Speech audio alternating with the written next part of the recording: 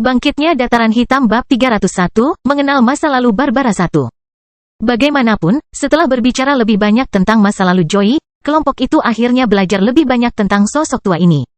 Dia telah melalui masa-masa sulit di awal hidupnya, dan setelah itu, dia menghabiskan sebagian besar waktunya bepergian melintasi bagian utara benua tengah. Akhirnya, beberapa bulan lalu, dia pernah menjadi korban penculikan mantan kelompok Del di Kerajaan Akhir. Setelah mereka selesai membicarakan Joey, kelompok beranggotakan 5 orang itu sudah makan malam. Saat ini, beberapa pembantu rumah tangga sedang menyajikan makanan penutup untuk para tamu. Makanan penutup ini disajikan dalam cangkir khusus yang transparan sehingga mereka semua dapat melihat makanan penutup yang ada di sana. Isinya 3 lapisan, bagian bawah berwarna kuning muda, terbuat dari pasta manis, lapisan kedua berwarna kuning tua, dengan beberapa potong nanas, dan lapisan krim putih. Ada juga beberapa hiasan yang bisa dimakan di atas makanan penutup, yang menghiasinya. Ah, kenikmatan nanas, makanan penutup favoritku. Abi berkomentar dengan suara rendah sambil melihat ke arah Minos dari samping. Sepertinya kamu belum lupa, dia berpikir sejenak. Namun, saat temannya mencicipi makanan penutup dan mengawasinya di sudut, Minos memikirkan sesuatu yang sangat berbeda. Saat ini, dia sudah mendengar cerita Robin dan Joey, dan yang tersisa hanyalah mendengar masa lalu Barbara. Sejauh ini, apa yang didengarnya tidak terlalu bermasalah, karena ancaman atas apa yang menimpa Joey sepertinya masih jauh dari mereka. Dan Robin muda, sebaliknya, tidak punya apa-apa selain berkontribusi pada Dataran Hitam. Bagaimanapun, dia sudah mendengar sedikit tentang masing-masing sebelum pertemuan ini. Dia tahu karena Peter bahwa Barbara adalah orang yang paling rumit. Dan karena itu, dia semakin penasaran untuk mendengar ceritanya lebih detail daripada sedikit yang diceritakan oleh sersan itu. Dia kemudian memandangnya dan mulai berbicara. Barbara, aku mendengar sedikit tentangmu dari Peter, tapi aku masih memiliki banyak rasa ingin tahu. Oleh karena itu, aku ingin tahu lebih banyak tentang asal-usulmu di Kerajaan Akhir. Setelah dia mengatakan ini, Barbara, yang saat itu sedang memegang sendok di mulutnya, memperhatikannya sejenak dan kemudian mulai berbicara, masih mencicipi makanan penutup dari waktu ke waktu. Yah, sebagai permulaan, awalnya aku seperti Peter, orang biasa yang terlahir dengan bakat hitam dalam keluarga sederhana. Karena itu, seperti kebanyakan orang dengan kondisi seperti saya bergabung dengan keluarga bangsawan segera setelah saya berusia 10 tahun dan mulai berkultivasi. Di kekuatan mana kamu menjadi bagiannya? Tanya Abi. Mendengar hal tersebut, Barbara memandang teman Minos dan langsung menjawab. Saya adalah bawahan keluarga Smith, sebuah keluarga bangsawan di Kerajaan Akhir. Keluarga Smith dulunya adalah organisasi menengah di negara bagian itu, dan merupakan salah satu dari 19 keluarga bangsawan di sana. Oh, keluarga Smith ya? Kudengar kekuatan keluarga ini tidak kecil dan mereka tidak terlibat dalam urusan perang. Abi berkomentar sejenak, mengingat informasi tentang keluarga ini. Maafkan kekasaran saya, tapi sebagai organisasi seperti itu, bagaimana bisa sampai hancur dalam perang antar keluarga? Kemudian, dia langsung ke pokok permasalahan. Kerajaan Akhir bukanlah tempat yang damai, seperti halnya dimanapun di dunia spiritual. Akan selalu ada bahaya dimanapun di dunia kultivasi. Namun, negara bagian ini selalu berbeda dari negara bagian lain di kawasan ini. Misalnya, perbudakan tidak diperbolehkan di tempat itu, yang sudah menunjukkan bahwa keluarga kerajaan tidak sepenuhnya lalai. Sistem keuangan juga sangat penting di negara tersebut karena bank-bank terbesar di kawasan ini berasal dari negara bagian tersebut. Dan justru karena fakta ini, Kerajaan Akhir memiliki kekuatan militer yang lebih sedikit dibandingkan kerajaan lain di wilayah ini. Di tempat-tempat seperti Kerajaan Brown atau Kerajaan Cromwell, kekuatan terkuat selalu terlibat dalam urusan militer. Hal serupa juga terjadi di sebagian besar negara bagian lain di kawasan ini. Lagi pula, siapapun yang memiliki tangan terhebat di dunia spiritual bisa memerintah. Hasilnya, kenyataan ini telah mengakar di sebagian besar wilayah Minos. Namun, karena Kerajaan Akhir dekat dengan Laut Utara dan Pulau Elf, jumlah tambang kristal kelas menengah di negara bagian itu tidak sedikit. Jadi, tentu saja, keluarga-keluarga di sana berkonsentrasi pada urusan keuangan di wilayah tersebut, dengan beberapa keluarga memiliki bank di mana orang dapat menukarkan kristal dengan tingkat yang berbeda-beda. Dengan demikian, hal ini telah menjauhkan mereka dari negara militeristik, yang berfokus pada konfrontasi dan ekspansi, di mana biasanya yang terkuat adalah keluarga para pejuang. Namun yang jelas, bukan berarti mereka tidak memiliki kekuatan. Jika itu yang terjadi, maka mereka sudah lama musnah dan kehilangan wilayahnya karena penjajah. Namun selain keluarga bankir yang kuat, mengingat kemampuan finansial mereka, keluarga kerajaan di negara bagian tersebut dapat dianggap sebagai yang terkuat di seluruh wilayah utara benua tengah. Keluarga Carline. Begitu besarnya kekuatan keluarga ini sehingga ada pepatah terkenal yang mengatakan bahwa bahkan kaisar spiritual level 60, tidak akan memiliki keberanian untuk menantang mereka. Akhirnya, karena semua ini, kerajaan akhir jauh lebih stabil dibandingkan negara-negara lain di kawasan ini. Karena itulah Abi penasaran. Dia, atau lebih tepatnya keluarga Miller, belum mengetahui alasan pasti jatuhnya keluarga Barbara, dan ini membuat mereka penasaran. Mengapa kekuatan non-perang, pemilik bank regional yang penting, bisa dihancurkan dalam waktu sesingkat itu? Sekadar memberi gambaran, hingga sekitar setahun yang lalu, keluarga Smith masih belum tersentuh, dan tetap berjalan baik seperti biasanya. Namun, hanya dalam selang waktu yang telah berlalu, kekuatan itu telah dihancurkan, semua anggota pentingnya terbunuh dalam pertempuran. Selain itu, semua bawahan yang kuat telah terbunuh, dan sejauh yang diketahui publik, hanya beberapa bawahan yang lebih lemah yang dijual kepada bandit dan kelompok bajak laut. Di tempat itu, perbudakan tidak diperbolehkan, jadi itulah satu-satunya cara bagi kekuatan yang menghancurkan mereka untuk mendapatkan keuntungan lebih banyak lagi. Adapun kemungkinan selamat dari keluarga itu tidak masalah. Sekalipun seorang bangsawan selamat dan cukup berbakat, mengingat situasi saat ini, balas dendam apapun bisa memakan waktu ribuan tahun dan kemungkinan besar tidak akan berhasil. Bagaimanapun, suatu kekuatan yang telah kehilangan semua spesialis, sumber daya, teknik, basis, sekutunya akan menjadi seperti organisasi pada umumnya, pada tingkat paling bawah. Kembali ke ketinggian sebelumnya mungkin mustahil, karena mereka yang menghancurkannya akan terus bertambah kuat. Bagaimanapun, keluarga Smith menemui ajalnya secara tiba-tiba. Dan hanya sedikit yang mengetahui kebenaran tentang apa yang telah terjadi.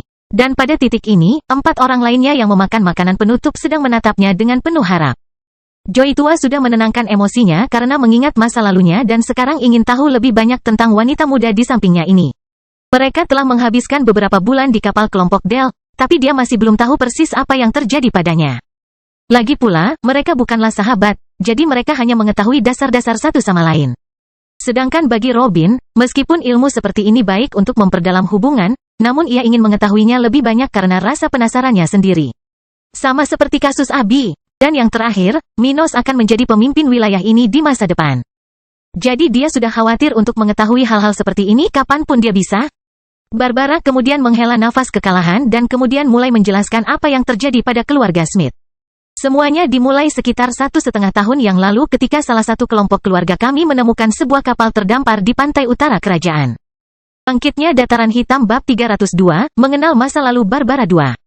Pada saat itu, Tuan Muda keluarga Smith telah menemukan sebuah kapal kandas di pantai utara kerajaan akhir. Faktanya, mendiang Tuan Muda pernah menyaksikan momen ketika kapal itu kandas di lepas pantai tempat itu ketika terjadi pertempuran di dekatnya. Dengan laporan yang didistribusikan oleh markas besar, saya menemukan bahwa Tuan Muda telah melihat pertempuran beberapa raja spiritual dan binatang buas yang belum pernah dia lihat sebelumnya. Tapi binatang buas itu tidak hanya unik, tetapi mereka juga kuat, dan bahkan ada beberapa di tahap ke-6 budidaya. Barbara berkata sambil memasang ekspresi melankolis di wajahnya. Setelah Tuan Muda keluarga Smith melaporkan kejadian itu, sebuah kelompok telah dikirim dari markas untuk membawa binatang yang masih hidup ke wilayah mereka. Dan Barbara ada di grup itu. Karena itu, dia merasa semakin buruk atas semua yang terjadi pada kekuatan yang telah mengasuhnya. Dalam tindakan yang mengakibatkan berakhirnya keluarga itu, Barbara telah bertindak aktif. Tentu saja, dia tidak bisa disalahkan atas apa yang terjadi. Bagaimanapun, dia hanya mengikuti perintah. Namun, bagi orang seperti dia, merasa bersalah bukanlah hal yang salah. Mereka telah membuat kesalahan krusial, dan dia membenarkannya. Saat dia mendengarkan ini, Minos menghindari menunjukkan keterkejutannya kepada semua orang di sana. Apakah ini kapal yang dibawa Emlyn ke benua tengah? Pada saat Barbara mengatakan hal ini terjadi. Peristiwa ini terjadi pada waktu yang hampir bersamaan dengan pelarian Ibu Kila. Dia kemudian terus berbicara. Setelah Tuan Muda menyaksikan pertempuran itu beberapa saat, dia segera melaporkan semua yang dia temukan kepada keluarga. Setelah itu, tidak lama kemudian kami dikirim untuk mencari binatang buas itu. Dari apa yang diwariskan kepada kami, keluarga tersebut bermaksud memberikan perlindungan kepada makhluk spiritual yang selamat. Sebagai kekuatan menengah, keluarga Smith selalu mencari kemungkinan untuk menambah jumlah kami, dan ini tampak seperti sebuah peluang besar bagi kita.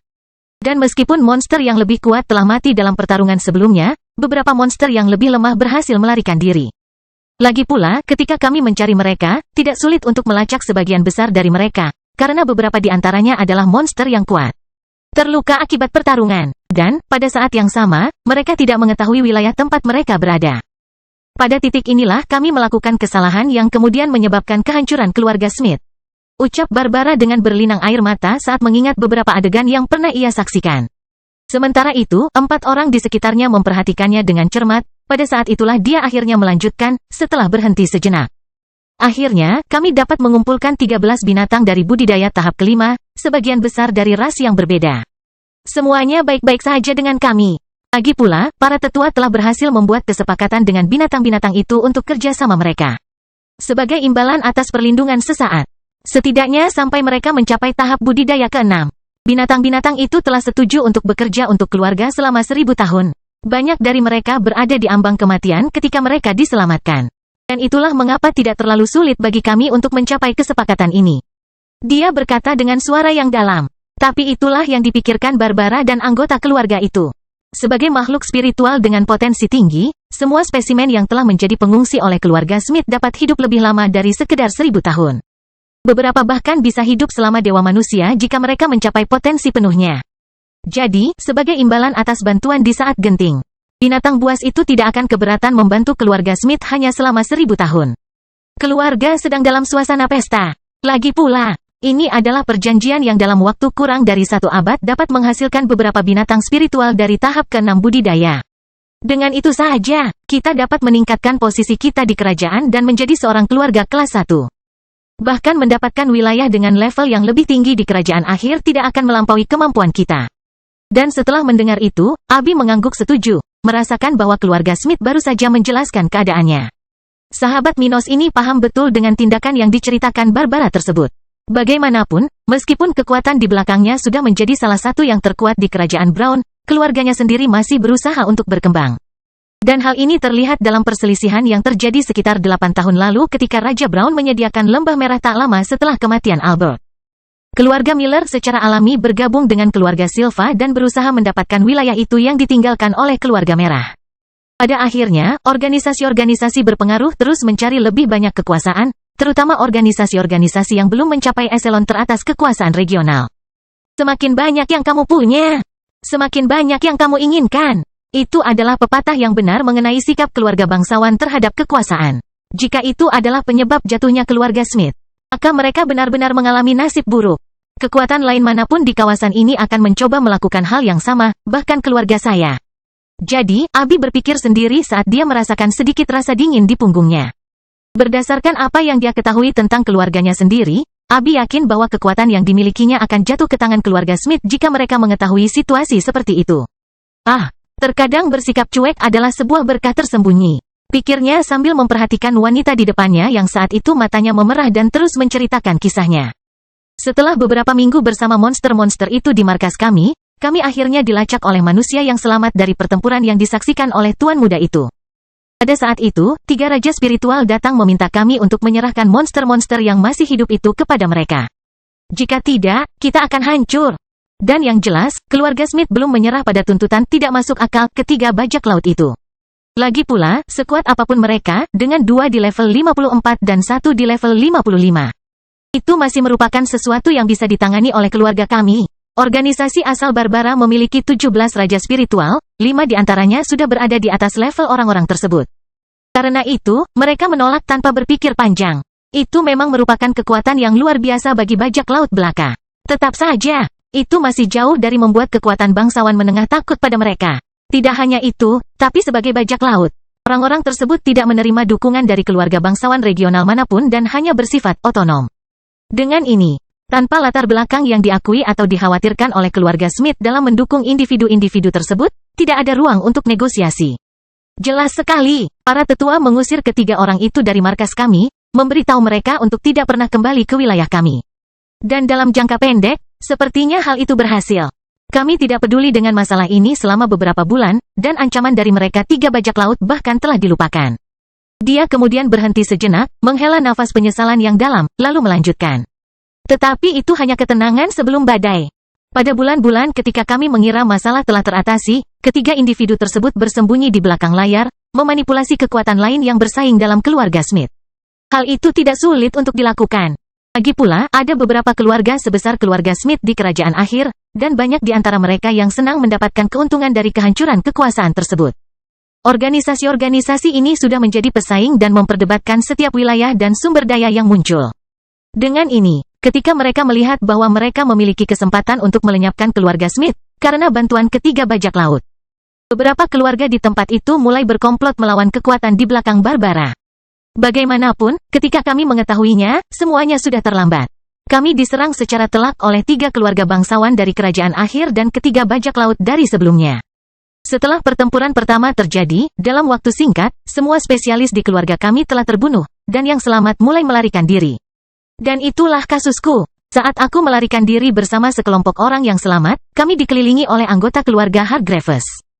Mereka membantai para bangsawan kelompok kami dan menjual bawahannya ke kelompok bajak laut, seperti kelompok yang menjualku.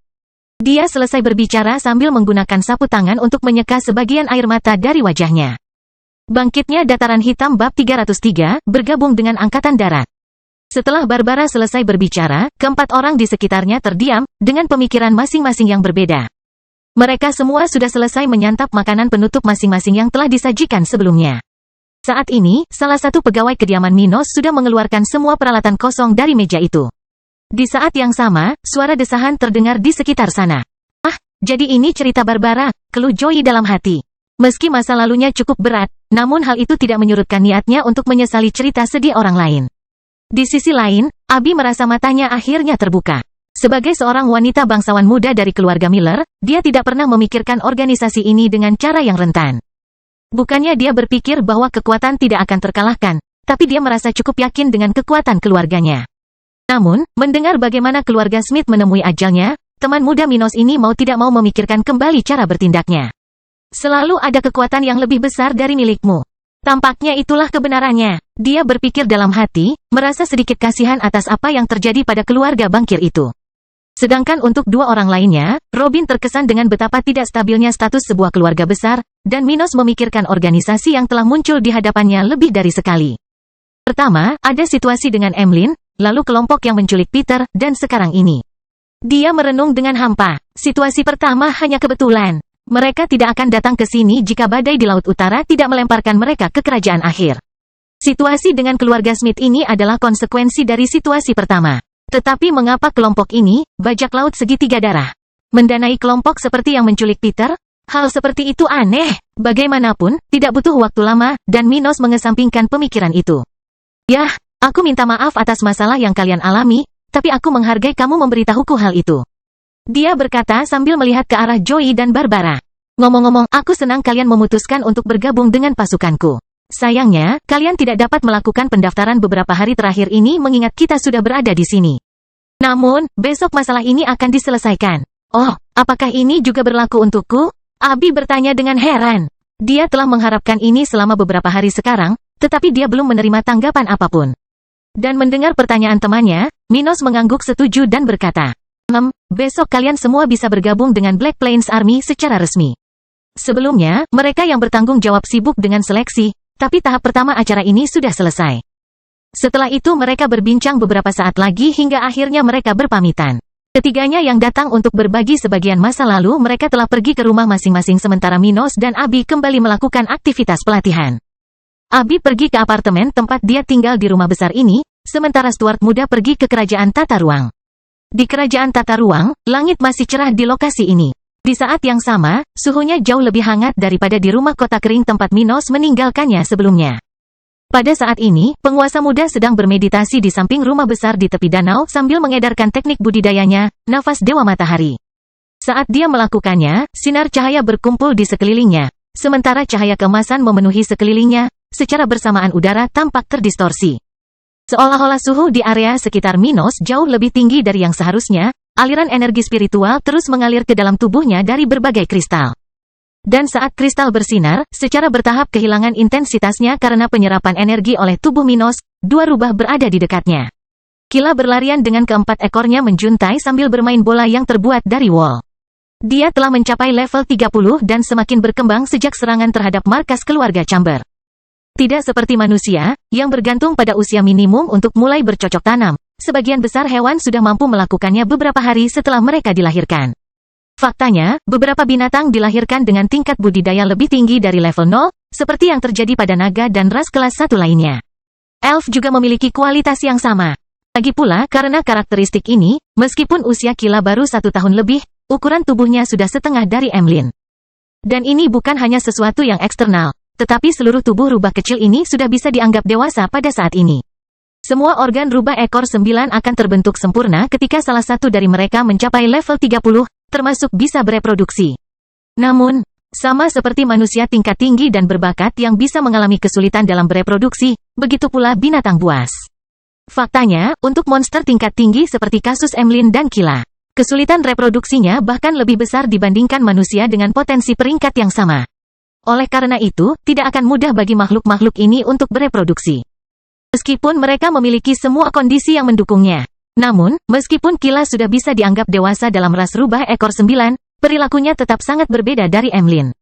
Bagaimanapun, ibunya telah hidup lebih lama darinya selama bertahun-tahun, dan karakteristik tertentu hanya akan berkembang setelah banyak pengalaman. Lagi pula, ketika Kila sedang bermain di tempat itu, Emlyn sedang duduk dengan murung. Di saat yang sama, matanya terpejam, dan ototnya sedikit gemetar. Saat ini, di sekelilingnya, sepertinya ada bola energi, yang perlahan berkontraksi dan terkonsentrasi di dalam tubuh rubah besar ini. Retakan, dan setelah beberapa saat, akhirnya terdengar suara khas dari tempat Emlyn berdiri. Bola energi yang terlihat secara halus tadi telah lenyap seluruhnya di dalam tubuhnya ketika Ibu Kila akhirnya membuka matanya. Aduh, Emlyn kemudian mengeluarkan beberapa suara dalam bahasa ibunya, merasakan euforia di tubuhnya yang dipenuhi energi yang belum pernah dia rasakan sebelumnya. Aku akhirnya mencapai level 51. Dia berpikir dalam hati, merasa senang atas kemajuannya. Karena tingkat budidayanya, rubah ini harus tinggal lebih lama tanpa maju dibandingkan sebelum dia mencapai tahap ke-6. Dan karena itu, dengan kemajuan yang tidak terlalu konstan, siapapun, baik manusia, binatang, atau elf, akan bersemangat untuk meningkatkan kekuatan. Selain diinginkan, hal itu menjadi lebih baik lagi di level yang lebih tinggi. Ketika seseorang harus berlatih lebih lama untuk mencapai hal seperti itu. Bagaimanapun, setelah beberapa saat, Minos mengakhiri sesi kultivasinya juga. Namun, dia masih belum melakukan terobosan. Saya semakin dekat ke level berikutnya, tetapi saya masih membutuhkan beberapa hari untuk mencapainya. Dia berpikir sejenak sambil mengevaluasi tingkat kultivasinya. Setelah itu, dia merasakan kekuatan rubah itu telah meningkat pesat, dan segera dia pergi untuk berbicara dengannya. Perbedaan antara level 50 dan 51 adalah sekitar 30%. Jadi kemajuan Raja Spiritual ini akan sangat signifikan. Dan sebagai pemimpin Black Plain Army, Minos mau tidak mau merasa senang merasakan kekuatan baru Emlyn. Sebelumnya dia mungkin pernah bertengkar dengannya, mengingat fakta bahwa tekniknya terutama bergantung pada kekuatan spiritual dan bukan kekuatan fisik. Namun, dengan tingkat kultivasi Emlyn yang baru, ia telah menjauh sedikit darinya, dan jika mereka berdua bertarung, ia mungkin bahkan tidak akan mendapatkan hasil imbang. Malam berlalu dengan cepat di kota kering, dan siang hari telah tiba ketika sekelompok 5 orang berbaris di salah satu ruang identifikasi di markas besar tentara setempat. Saat itu, ada 4 orang perempuan dan seorang laki-laki tua, dilayani oleh 2 laki-laki tua yang berseragam dengan pangkat kopral tertera di pundak mereka. Akhirnya tiba saatnya kelompok ini bergabung dengan pasukan Minos secara resmi. Bangkitnya Dataran Hitam bab 304, 5 sersan baru. Di ruangan tempat kelompok 5 orang itu berada, areanya tidak terlalu besar. Hanya ada sebuah meja besar tempat 2 tentara yang hadir di sini ditempatkan. Selain itu, hanya barang-barang di meja itu yang memenuhi suasana tempat itu. Itu hanyalah situs pendaftaran tentara biasa di mana tentara dapat melakukan pendaftaran. Dengan begitu, tidak banyak yang bisa dilihat di lokasi ini. Akhirnya rombongan tiba hampir bersamaan, tak lama setelah dimulainya pengoperasian layanan ini di dalam kantor pusat setempat. Mereka semua penasaran dan bersemangat untuk akhirnya bergabung dengan pasukan Minos dan mengenal institusi ini. Apalagi dalam kasus Abi, yang sudah beberapa kali mencoba datang ke tempat ini namun selalu dihentikan. Karena peristiwa ini, teman muda Minos sangat ingin tahu mengapa dia dilarang, meskipun dia dekat dengan penguasa setempat. Jika tidak ada yang berbeda di sini, aku akan kecewa. Dia berpikir dalam hati. Di sisi lain, 4 orang lainnya sangat ingin mengenal perpustakaan markas Black Plain Army. Keempatnya berbeda dari Abi dan tidak memiliki serangkaian teknik tingkat hitam. Karena itu, pemikiran keempat orang ini beralih ke topik ini. Bagaimanapun, setelah kedua tentara yang melakukan tugas identifikasi ini menyortir beberapa kertas di tempat itu selama beberapa waktu. Salah satu dari mereka akhirnya menoleh ke arah kelompok tersebut dan berkata dengan nada meminta maaf. Selamat pagi. Maaf kami membuatmu menunggu, namun kami masih harus menyelesaikan beberapa masalah terkait seleksi yang sedang berlangsung. Kopral ini tahu bahwa 5 orang di depannya ini akan menjadi sersan angkatan darat, satu posisi di atas miliknya. Dan dalam hal ini, bahkan jika mereka adalah pemula, dia tidak akan memiliki keberanian untuk berbicara dengan orang-orang ini dengan cara yang tidak terhormat. Lagi pula, Tidak akan lama lagi mereka bisa menjadi pemimpin. Dan setelah meminta maaf karena membuat kelimanya menunggu beberapa hari untuk pendaftaran ini, kedua kopral itu menyapa seluruh rombongan. Kemudian salah satu dari mereka mulai berbicara tentang bagaimana prosedurnya. Yah, pertama-tama, Grand Tua dan aku akan mengumpulkan data dasarmu dan menunjukkan kartu identitasmu. Dia berkata dengan tenang sambil duduk di kursi di seberang meja itu, di depan 5 orang. Siapa di antara kamu yang ingin menjadi yang pertama? Dia bertanya. Mendengar ini, keempat orang itu memandang Abi hampir bersamaan, memberi isyarat agar dia memimpin. Lagi pula, tidak satupun dari mereka yang mau memimpin seseorang yang dekat dengan penguasa setempat. Baiklah, aku yang pertama. Dia bergumam sambil sedikit senyum terbentuk di bibirnya. Dan akhirnya, Grand Tua mulai berbicara. Pada saat yang sama, kopral lainnya membuat persiapan dalam susunan spiritual yang ada di meja itu. Mari kita mulai dengan data dasarmu. Sebutkan nama, umur, asal-muasal, jenis kemampuan bawaan, status perkawinan. Dia menjelaskan semua detail yang perlu dilaporkan Abi untuk memasukkan informasi tersebut ke dalam identitasnya. Namaku Abi Miller, umurku 18 tahun, aku dari Kerajaan Brown, dari Ruby City. Kemampuan bawaanku adalah salah satu tipe pendukung, kontrol saraf. Aku lajang. Abi kemudian memberikan semua informasinya sementara orang-orang tua di meja itu mencatatnya. Segera setelah dia selesai berbicara, salah satu dari mereka memintanya untuk meletakkan tangannya di salah satu susunan di sana dan berkata, "Sekarang, mari kita uji karakteristik fisik dasarmu." Setelah itu, setetes darah keluar dari salah satu jari Abi, lalu tersedot ke dalam susunan yang tampak seperti layar hitam saja. Setelah itu, terdengar suara bising melalui benda itu saat data sedang diproses. Arai ini lebih sederhana daripada yang digunakan dalam turnamen spiritual, dan karena itu, arai ini jauh lebih kecil dan lebih murah.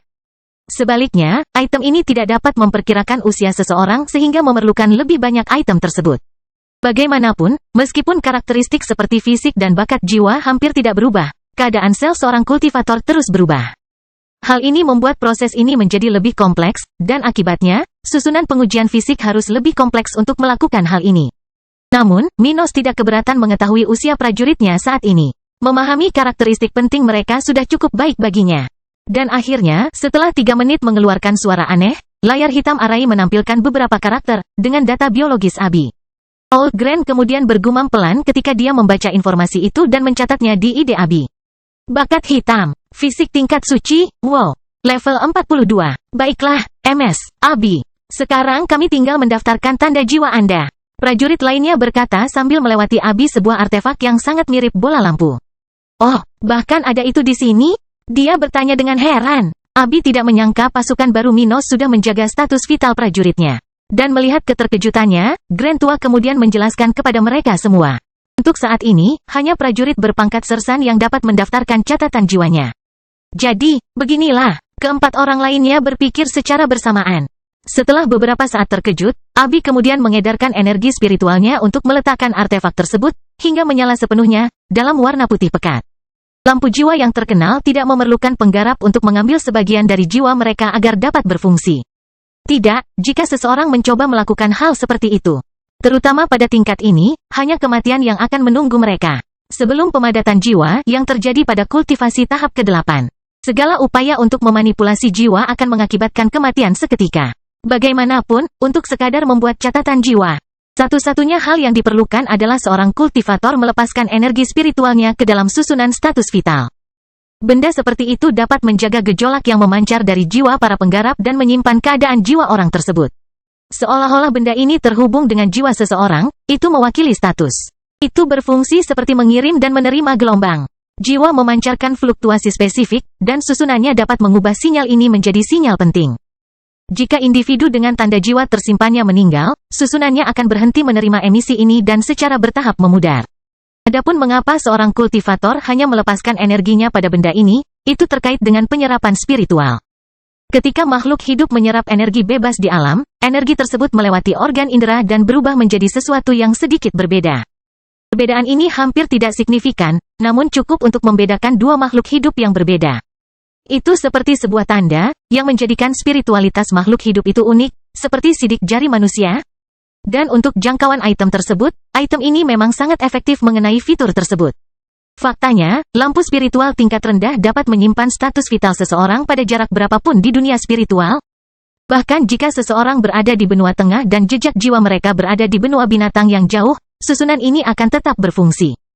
Namun yang jelas, waktu respons antara kematian penggarap dan matinya lampu dapat bervariasi tergantung pada jarak. Namun perbedaan ini tidak akan terlalu signifikan. Terlepas dari jarak ini, akhir dari seseorang dengan tanda jiwanya yang terselamatkan akan diketahui pada hari yang sama dengan kejadian tersebut. Bagaimanapun, Abi sudah mengetahui cara kerja item ini. Karena dia telah membuat rekor seperti ini di markas besar keluarga Miller. Akhirnya, setelah beberapa waktu, dia selesai menyinkronkan fluktuasi jiwanya dengan susunan itu.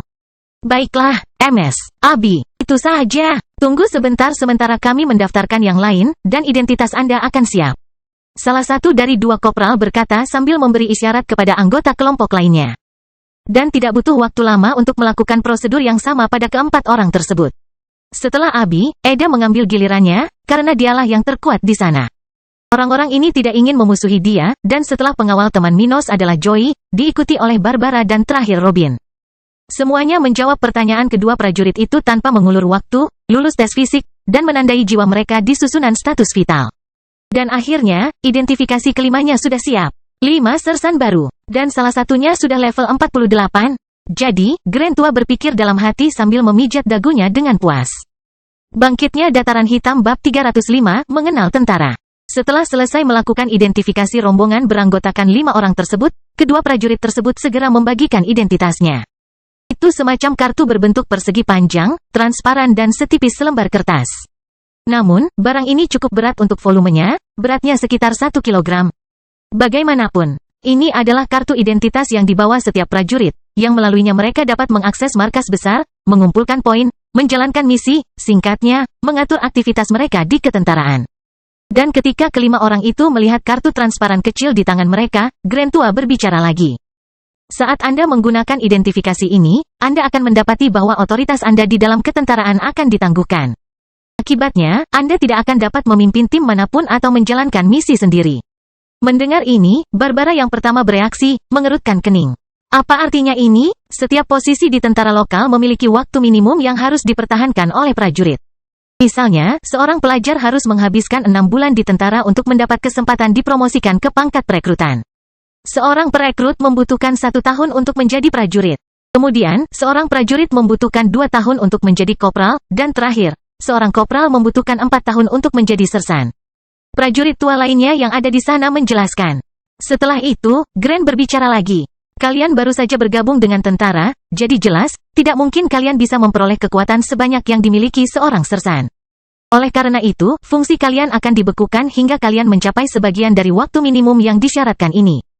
Tetapi, tentu saja, kami tidak akan membuat orang-orang yang berkuasa dan bertalenta mendapat penghasilan lebih rendah atau berada di bawah pengawasan orang-orang berpangkat lebih rendah. Anda telah diberi hampir semua hak yang sama dengan seorang sersan, tetapi Anda tidak akan memiliki hak tersebut. Untuk memimpin siapapun di ketentaraan, setidaknya sampai kamu menyelesaikan periode itu. Akhirnya, sementara itu, apapun kejadian yang terjadi, Anda harus bergabung dengan kelompok sersan yang baik, yang akan menjadi pemimpin jangka pendek Anda. Mendengar hal tersebut, kelima orang tersebut sepertinya memahami alasan di balik aturan ini. Namun, mereka masih merasa sedikit tidak nyaman dengan hal itu. Lagi pula, tak seorang pun akan puas dipimpin oleh seseorang yang tidak mereka kenal dan mungkin bahkan tidak lebih kuat dari mereka. Dan saat dia memikirkannya, Abi menyadari sesuatu yang penting dan kemudian bertanya, jika itu benar, bagaimana sersan tentara saat ini dapat menjalankan peran mereka sepenuhnya? Saya yakin Minos tidak datang lebih dari 3 tahun. Itu dengan sendirinya akan menghalangi Anda untuk memiliki kopral. Grand dan prajurit tua lainnya kemudian mengangguk setuju. Dan salah satu dari mereka menjawabnya, Nyonya Abi benar, tapi dalam hal ini, Tuan Muda menyetujui tindakan sementara untuk menyelesaikan situasi ini. Semua prajurit Angkatan Darat yang sudah terdaftar dalam seleksi pertama akan memiliki pangkat yang sama dengan yang seharusnya, hanya dengan mempertimbangkan level mereka. Adapun nanti, 10 tahun sejak pembentukan tentara, artinya kita masih punya waktu 7 tahun lagi, akan berlaku aturan khusus. Menurutnya, seorang prajurit yang masuk tentara dengan pangkat X akan memenuhi syarat untuk naik ke peringkat berikutnya dengan hak penuh setelah mereka mencapai level minimum yang disyaratkan. Nyonya Eda, misalnya, baru-baru ini bergabung dengan tentara sebagai sersan dan biasanya harus tetap berada di pangkat itu selama lebih dari 14 tahun sebelum dipromosikan menjadi letnan. Setara dengan raja spiritual. Namun, karena tindakan ini maka Tuan Muda dibebaskan. Jika Nyonya Eda mencapai level 50 pada akhir 10 tahun ini, maka dia akan segera menjadi letnan. Grand menjelaskan dengan puas. Dia tahu bahwa untuk sementara, kelima orang ini tidak akan memiliki kekuasaan di ketentaraan. Tetapi mereka akan menjadi pemimpin dalam waktu kurang dari 7 tahun dengan ukuran seperti itu. Grant tahu betul kecepatan membina orang-orang dengan bakat hitam dan teknik tingkat hitam. Mengingat kehadiran Lee dan Allison. Karena alasan ini, lelaki tua ini dapat memperkirakan level orang-orang ini dalam beberapa tahun ke depan. Akhirnya, setelah mendengar penjelasan seperti itu, mereka berlima agak tenang mengenai masalah ini. Meskipun waktu sekitar 7 tahun bukanlah waktu yang terlalu lama bagi mereka untuk menjadi raja spiritual. Itu juga tidak terlalu sedikit. Dengan kemungkinan mempelajari teknik budidaya tingkat hitam, selain Joey, yang sudah berusia lanjut. Mereka semua berharap untuk mencapai level 50 dalam waktu ini. Di sisi lain, mereka juga memahami perlunya aturan tersebut. Meskipun Minos mengundang mereka untuk bergabung dengan tentara dataran hitam, itu tidak berarti mereka akan menerima perlakuan khusus. Lagi pula, tak seorang pun dengan hati nurani sedikit pun akan membiarkan pendatang baru melakukan apapun yang diinginkannya, menggunakan wewenangnya untuk melakukannya. Oleh karena itu, masuk akal jika pada awalnya, mereka tidak akan memiliki banyak kekuasaan dalam organisasi sambil mempelajari cara kerjanya. Pada saat yang sama, mereka dapat bertemu dengan para prajurit dan tokoh-tokoh penting di ketentaraan. Mereka bahkan bisa mendapatkan kepercayaan dari bawahan atau mitra di masa depan. Hal seperti itu tidak akan terselesaikan dalam semalam, hanya dengan satu perintah. Bahkan jika Minos mengatakan, misalnya, Abi bisa memimpin mereka, tidak ada prajurit yang akan puas dengan hal itu. Remaja putri ini adalah orang asing yang tidak pernah membuktikan nilainya di mata mereka dan tidak mereka hormati sebelumnya. Dalam hal ini, bahkan jika mereka mematuhi perintah seperti Minos, jauh di lubuk hati mereka, para prajurit tidak akan pernah menerimanya tanpa alasan yang kuat. Dan Stuart muda memahami mentalitas itu dengan sangat baik. Dia tahu betapa sulitnya bagi seseorang untuk memaksakan diri pada sesuatu ketika mereka tidak mempercayai pemimpinnya sendiri. Seorang pemimpin yang hebat dapat mengeluarkan yang terbaik dari setiap prajurit karena strateginya yang dipikirkan dengan matang dan kepercayaan bawahannya kepadanya. Namun, jika tidak ada kepercayaan, bahkan dengan rencana yang baik, kemungkinan terjadinya kesalahan akan jauh lebih besar. Oleh karena itu, Minos tidak percaya bahwa memaksa prajuritnya untuk menerima perintah dari orang yang tidak mereka kenal atau percayai, hanya karena orang tersebut memiliki level yang lebih tinggi, adalah hal yang baik. Bagaimanapun, hal ini dapat dengan mudah diselesaikan dengan interaksi dari individu-individu ini, selama mereka memiliki status yang sama dalam ketentaraan. Pada saat yang sama, para prajurit baru ini, seperti halnya kelima prajurit ini, dapat mempelajari perilaku tentara sehingga ketika mereka mempunyai kekuatan, mereka tidak akan melakukan kesalahan. Akhirnya Eda lalu bertanya, jadi, apakah itu berarti aku akan dipimpin oleh orang berlevel 42 atau 43?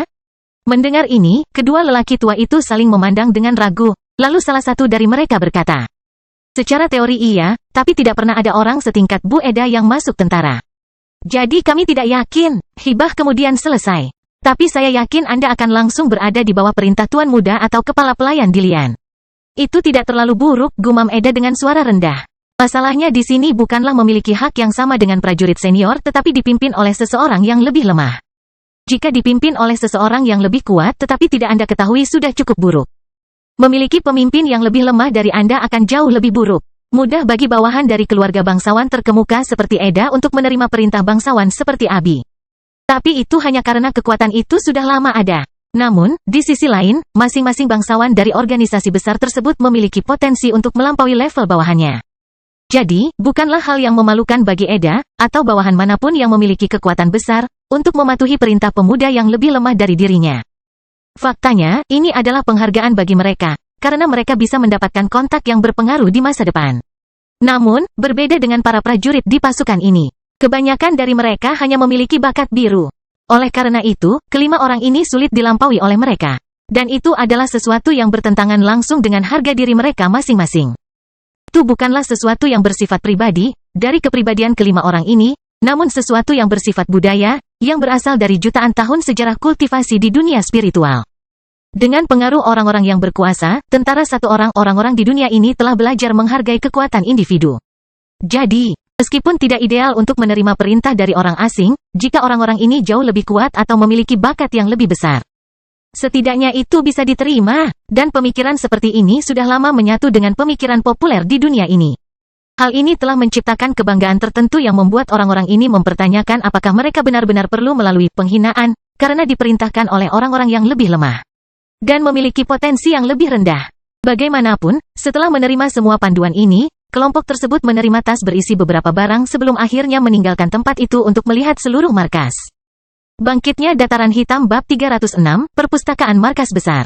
Setelah menerima tas-tas tersebut, setiap orang langsung mengamati isinya sambil berjalan melewati koridor bagian markas tempat mereka berada. Tas yang diberikan kedua prajurit ini kepada 5 orang ini berisi seragam resmi Tentara Dataran Hitam, bersama dengan beberapa informasi dasar lokal. Seragam tersebut terbuat dari bahan yang sesuai dengan ukuran orang, sehingga tidak perlu dilakukan pengukuran sebelumnya. Adapun kegunaannya untuk saat ini hanya sebatas estetika sebagai penanda posisi prajurit di kota kering. Dan penggunaannya hanya wajib untuk fungsi-fungsi tertentu, seperti dalam kasus patroli kota dan pos masuk tembok kota. Selain itu, di dalam markas, para prajurit boleh atau tidak boleh mengenakan seragam. Lagi pula, di tempat ini, mereka bisa menggunakan KTP untuk mengakses layanan, jadi itu tidak terlalu diperlukan. Namun, hampir semua tentara mengenakan seragam tersebut setiap hari, bahkan di dalam markas besar, di mana mereka tidak diharuskan melakukannya. Itu seperti kebanggaan bagi mereka, dan banyak dari orang-orang ini mengikuti aturan tidak tertulis ini. Dan ya, mungkin orang lain hanya mengenakan seragam itu agar tidak menarik perhatian, seperti satu-satunya yang berbeda. Seragam tentara bisa dikenakan di atas baju besi, yang membuat item ini tampak seperti baju besi itu sendiri. Warnanya emas dan perak, dengan beberapa simbol di bahu dan dada. Pokoknya, setelah memeriksa seragam mereka sambil berjalan, rombongan beranggotakan 5 orang itu akhirnya sampai di depan perpustakaan tempat ini. Perpustakaan itu berada di gedung yang sama tempat mereka membuat identifikasi, yang juga merupakan gedung administrasi tentara. Tempat itu tidak sebesar perpustakaan umum kota kering karena ribuan orang tidak melewati tempat ini setiap hari. Lagi pula, sebagian besar tentara hanya akan datang ke sini ketika mereka bisa mempelajari teknik baru atau mengganti teknik lama. Namun hal ini jelas tidak sering terjadi. Dan karena itu, tempat itu kecil, lebih kecil dari satu bagian perpustakaan umum setempat. Selain itu, terdapat beberapa ruangan kecil yang terbagi menjadi 3 lantai, di mana para prajurit dapat mempelajari teknik-teknik tersebut di tempat ini. Hal ini disebabkan oleh fakta bahwa tentara tidak mengizinkan pemindahan peralatan dari tempat tersebut. Hanya ada sedikit salinan di pasukan Minos saat ini, dan bahkan tidak ada satupun versi aslinya. Tampaknya, pasukan Minos tidak dapat membuat salinan baru, dan ini membuat mereka tidak punya pilihan selain mempertahankan teknik ini dan mencegahnya hilang. Tapi itu tidak terlalu buruk. Lagi pula, para prajurit ini dapat mempelajarinya tanpa melakukan apapun. Berbeda dengan apa yang terjadi di keluarga bangsawan. Ketika seorang bawahan mendapatkan hak atas teknik kelas hitam, mereka akan mendapatkan kepemilikan atas salinan itu. Bagaimanapun, ketika mereka sampai di tempat itu, mereka berlima menyadari bahwa tidak banyak orang di sekitar saat itu. Faktanya, sebagian besar hanyalah staf administrasi yang menjalankan tempat ini. Beberapa prajurit sedang membersihkan tempat itu, datang dan pergi dari 6 lorong rak yang ada di sana, yang berjejer di depan pintu masuk tempat itu. Ada lorong besar di pintu masuk yang menghubungkan 6 lorong rak, sementara ruang penerima tamu kecil berada di sebelah pintu. Pada resepsi ini terdapat sekat kaca besar yang memisahkan pintu masuk perpustakaan dengan resepsi. Selain itu, orang dapat melihat ruang yang cukup luas di area tempat rak-rak itu berada. Dari tempat orang dapat melihat ke samping, berbagai ruangan di tempat ini. Akhirnya, seorang wanita yang berada di resepsi kecil di tempat itu kemudian melihat ke arah kelompok tersebut dan berkata dengan penuh minat. "Selamat pagi, apakah kamu tentara baru?" Wanita ini tidak yakin apakah mereka hanya tentara baru atau orang yang datang dengan giliran kerja berbeda. Lagi pula, dia hanya berada di tempat ini selama 8 jam sehari, jadi tentu saja dia tidak mengenal semua prajurit di tempat ini. Di sisi lain, tidak lazim bagi tentara dari tentara lokal untuk tidak mengenakan seragam. Jadi, dia bertanya kepada mereka apakah mereka tentara baru dan bukan yang lain. Dan mendengar ini, Robinlah yang pertama berbicara. Di saat yang sama, dia menganggukkan kepalanya. "Ya, kami baru saja membuat identifikasi kami." "Oh, begitu. Kalau begitu, menurutku kamu belum tahu tentang peraturan perpustakaan, kan?" Resepsionis di tempat ini bertanya dengan senyum lembut di wajahnya. Mendengar itu, Joy balas tersenyum padanya dan menjawab, "Faktanya, sejauh ini kami baru diberi pengarahan tentang prosedur identifikasi." Ini sudah diduga." "Baiklah, kalau begitu aku akan menjelaskannya padamu. Tidak sulit untuk mengikutinya." Dia kemudian mulai berbicara sambil melihat kelima orang yang masuk ke sana, sesekali membuat gerakan tangan. "Pertama, setiap kali kamu datang ke perpustakaan, kamu perlu mengidentifikasi dirimu di sini di resepsi. Kedua, jika ini pertama kalinya kamu ke sini, kamu harus menyerahkan semua teknik kelas birumu kepada kami. Hal seperti itu adalah persyaratan minimum bagi Anda untuk mendapatkan hak mempelajari teknik tingkat hitam di sini. Beberapa dari mereka merasa sedikit menarik setelah mendengar ini, tapi hanya Robin yang menanyakan alasannya. Mengapa kita harus memberikan teknik tingkat biru? Apa gunanya bagi tentara? Tepat setelah pertanyaan Robin, sosok tua itu tersenyum seolah dia sudah melihatnya ratusan kali. Dia kemudian berkata, teknik-teknik ini akan disumbangkan ke perpustakaan umum setempat.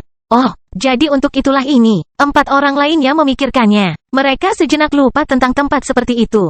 Lagi pula, tidak ada satupun dari mereka yang membutuhkannya, dan mereka baru berada di kota ini sebentar. Masalah lainnya adalah tidak ada seorang pun yang memberitahu mereka bahwa teknik tingkat biru para prajurit juga akan menuju ke lokasi itu. Karena itu, mereka berlima menganggap ini aneh untuk sesaat. Ah, itu sebabnya, Robin berseru dengan suara rendah. Setelah keraguan sesaat, sosok tua itu berbicara lagi. Hal yang sama berlaku untuk teknik kelas hitammu. Tentu saja, kami tidak akan memaksa siapapun untuk melakukan ini, tapi kamu juga akan kehilangan hak untuk menggunakan lokasi ini. Apa? Barbara berseru dengan suara rendah. Dan melihat reaksi mereka, prajurit itu berbicara lagi. Tentara masih memiliki sedikit teknik tingkat hitam, kurang dari 100. Itu sebabnya kita perlu mengumpulkan lebih banyak teknik dengan kualitas ini sehingga prajurit kita memiliki pilihan yang lebih baik. Dan itu juga merupakan perdagangan yang adil. Meskipun Anda akan memberi kami 1 atau 2 teknik pada tingkat tersebut, Anda akan dapat memilih dari lusinan teknik yang kami miliki di sini, tanpa batas. Dia menjelaskan. Cih, Minos pintar memikirkan ini. Abi berpikir sejenak sambil merenungkan situasinya. Tampaknya ini merupakan pertukaran yang sangat baik bagi kedua belah pihak, terutama bagi para prajurit. Di sisi lain, Eda menatap Abi sejenak dengan pemikiran berbeda di benaknya. Pemuda itu sangat pintar. Dengan ini saja, dia bisa mendapatkan 5 teknik tingkat hitam yang dimiliki Nona Abi. Eda lalu menatap Abi dan bertanya, MS, Abi, apa yang akan Anda lakukan? Ini adalah teknik keluarga Miller. Ini bisa menimbulkan masalah bagi Anda di masa depan. Dan mendengar itu, Abi menggelengkan kepalanya menyangkal ketika dia mengatakannya dengan tegas. Karena aku sudah memutuskan untuk bergabung dengan pasukan Minos, aku tidak akan bersikap picik. Keluarga kita tidak perlu tahu tentang semua ini. Dan pada saat yang sama ketika kedua wanita itu berbicara, 3 orang lainnya lebih mendukung topik tersebut. Jadi, meskipun Barbara telah mempertanyakan hal ini sebelumnya, dia memahami ide di balik peraturan ini. Yah, ini adalah tindakan yang paling menguntungkan para prajurit. Bukannya mereka mencoba merampok kita. Adapun Robin dan Joey, yang terakhir tidak memiliki teknik tingkat itu, jadi dia tidak khawatir tentang itu. Sedangkan untuk wanita muda yang berasal dari Pulau Batu, dia hanya memiliki 1 salinan teknik kelas hitam milik keluarganya. Itu sebabnya dia menganggap pertukaran ini sangat adil. Akhirnya, kelompok tersebut segera menyerahkan semua teknik tingkat biru dan hitam kepada wanita itu untuk melengkapi prasyarat tempat ini. Setelah itu, dia segera mendaftarkan mereka di perpustakaan, menggunakan ide mereka, meninggalkan pengingat bahwa langkah ini telah diambil. Dia kemudian selesai berbicara tentang peraturan di sana. Terakhir, aturan terakhir di tempat ini adalah kamu tidak boleh keluar dengan teknik di sini. Kamu harus mempelajarinya di salah satu ruangan di lantai atas. Mendengar itu, Abi bertanya, bagaimana jika ada prajurit yang mencoba memaksakan salah satu tekniknya keluar dari sini? Bagaimana tempat ini menangani situasi seperti ini? Yah, cukup sulit untuk melakukan hal seperti itu. Pertama, kami memeriksa setiap orang yang keluar masuk perpustakaan, tidak mengizinkan benda seperti cincin spasial bersama pemiliknya juga. Di sisi lain, bahkan jika seseorang kehilangan akal sehatnya dan mencoba mencuri beberapa teknik dari tempat ini, 3 jenderal spiritual melindungi tempat ini 24 jam sehari. Dan yang terakhir, hukuman bagi pengkhianatan dalam pasukan adalah kematian, bersama dengan pengusiran keluarga prajurit wilayah Dataran Hitam. Hukumannya cukup berat ya. Tapi hal seperti itu sudah diduga, tempat seperti ini penting bagi organisasi manapun. Mereka berlima memikirkannya sambil memahami cara kerja tempat ini. Bangkitnya Dataran Hitam bab 307, poin prestasi. Setelah menjelaskan cara kerja perpustakaan kepada 5 orang tersebut, wanita itu segera memberi mereka akses terhadap teknik tersebut. Untuk saat ini, mereka baru mengenal tempatnya, jadi belum ada satupun dari mereka yang menunjukkan niatnya untuk mulai melatih teknik baru. Namun tidak hanya itu, teknik peralihan tidak sesederhana itu, dan memerlukan waktu untuk menyelesaikannya. Dan justru karena itu, mereka tidak terburu-buru. Pertama, mereka akan mengubah teknik kultivasi mereka untuk meningkatkan kecepatan kemajuan mereka, dan baru setelah itu mereka akan memikirkan orang lain. Selain itu, akan menarik bagi mereka untuk mengetahui semua teknik yang tersedia sebelum melakukan pertukaran masing-masing. Jadi, mereka harus mempelajari mata pelajaran tersebut dengan baik. Hal ini penting dan tidak bisa dianggap enteng. Sebuah kesalahan bisa berarti kerugian yang lebih signifikan dalam kemampuan bertarung mereka. Inilah alasan 4 di antaranya. Di sisi lain, Abi hanya ada di sana untuk menonton. Koleksi teknik kelas hitam milik keluarga Miller jauh lebih luas dibandingkan dengan tentara dataran hitam. Karena itu, dia tidak berniat menukar tekniknya dengan teknik yang tersedia di lokasi ini. Tapi dia penasaran ingin melihat tempat ini. Awalnya, dengan warisan yang ditinggalkan oleh Albert, Minos seharusnya tidak memiliki lebih dari 2 teknik tingkat hitam. Namun, dia terkejut saat mengetahui bahwa sudah ada 90 teknik klasifikasi tersebut di tempat ini. Dari teknik-teknik tersebut, 9 khusus untuk budidaya, 32 untuk menyerang, 25 untuk bertahan, 17 untuk pergerakan, dan 7 untuk mendukung. Itu set yang lumayan bagus.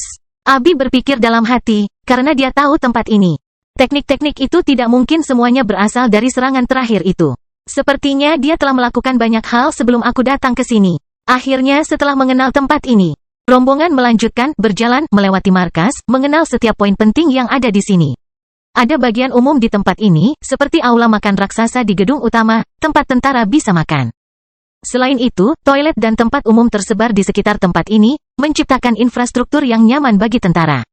Terdapat serangkaian ruangan di gedung sebelah gedung administrasi, tempat tentara baru dapat belajar tentang geopolitik regional, mengingat masalah keamanan dataran hitam. Itu adalah tempat yang penting, yang juga digunakan untuk mengajarkan metode strategi dasar, hal-hal yang tidak terlihat di akademi spiritual. Akhirnya, mereka bertemu dengan bagian keuangan dan aula hadiah kantor pusat. Kedua tempat ini berkaitan erat, dan oleh karena itu, keduanya berada di gedung yang sama. Bagaimanapun, ini adalah bangunan dengan hanya 2 lantai. Sektor keuangan tentara terletak di lantai pertama dan aula hadiah di lantai kedua.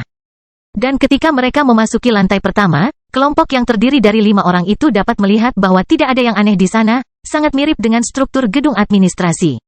Ada beberapa kantor, ruang pendaftaran, ruang pembayaran, hal-hal yang diharapkan dari tempat seperti ini.